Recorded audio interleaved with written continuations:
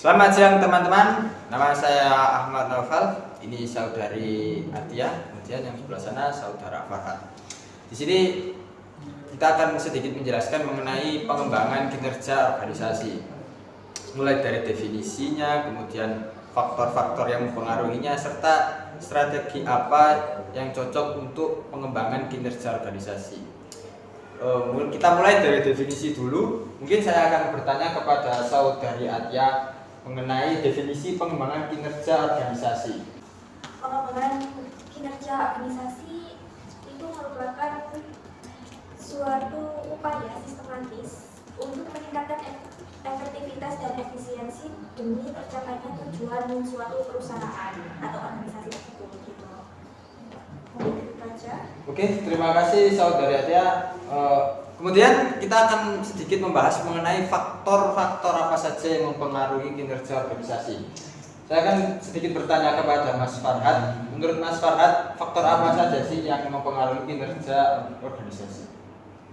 Oke, Mas Nopal, ada beberapa faktor yang sangat mempengaruhi kinerja organisasi, yaitu faktor internal dan eksternal. Nah, dalam faktor internal itu ada kepemimpinan. Nah, pemimpin yang efektif itu dapat menginspirasi, memotivasi, dan mengarahkan tim untuk menuju tujuan organisasi. Nah, kemudian budaya organisasi, nilai-nilai norma dan perilaku yang ada dalam organisasi sangat mempengaruhi cara orang bekerja dan berinteraksi sesama. Kemudian ada struktur organisasi. Nah, organisasi itu disusun dan dibagi, itu dapat mempengaruhi efisiensi dan efektivitas operasional. Kemudian ada sumber daya manusia. Nah, kualitas dan keterampilan motivasi karyawan itu sangat penting untuk kinerja organisasi. Kemudian yang terakhir yakni teknologi. Nah, penggunaan teknologi ini yang tepat itu dapat meningkatkan produktivitas dan efisiensinya.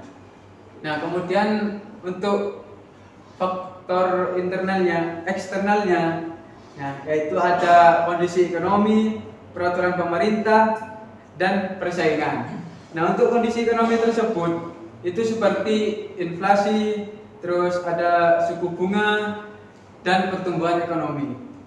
Kemudian untuk peraturan pemerintah, yaitu kebijakan dan regulasi dapat mempengaruhi cara organisasi beroperasi. Dan kemudian yang terakhir yakni persaingan. Intensitas persaingan dalam industri dapat mendorong inovasi dan tekanan pada kinerja. Nah, itu untuk faktor internal dan eksternalnya. Oke, terima kasih Mas Farhat atas penjelasannya. Kemudian kita akan sedikit membahas mengenai strategi pengembangan kinerja organisasi. Saya akan bertanya kepada saudari Atia mengenai strategi apa sih yang kita gunakan untuk pengembangan kinerja organisasi. Oke, baik. Jadi kalau strateginya menurut aku itu yang pertama yang menjadi kuncinya yaitu adalah penetapan tujuan atau pencapaian suatu organisasi atau perusahaan tersebut ya, dan kemudian meningkatkan pengembangan SDM atau sumber daya manusia atau karyawan yang ada di suatu organisasi atau di perusahaan tersebut. Yang terakhir itu adalah pemanfaatan teknologi. Dengan semakin maju zaman, teknologi juga semakin berkembang ya tentunya. Kita harus bisa memanfaatkan lebih bagus lagi untuk pengembangan organisasi. Baik, seperti itu aja mas menurut saya. Oke, terima kasih saudari Atia. Ya, itu tadi teman-teman merupakan sedikit penjelasan mengenai pengembangan kinerja organisasi. Perlu diketahui bahwa kinerja organisasi merupakan kunci keberhasilan dalam mencapai tujuan atau suatu visi di suatu organisasi.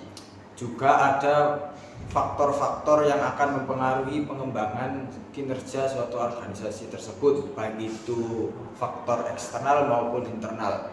Ya, jadi mungkin itu saja sedikit penjelasan dari kami. Terima kasih atas waktunya.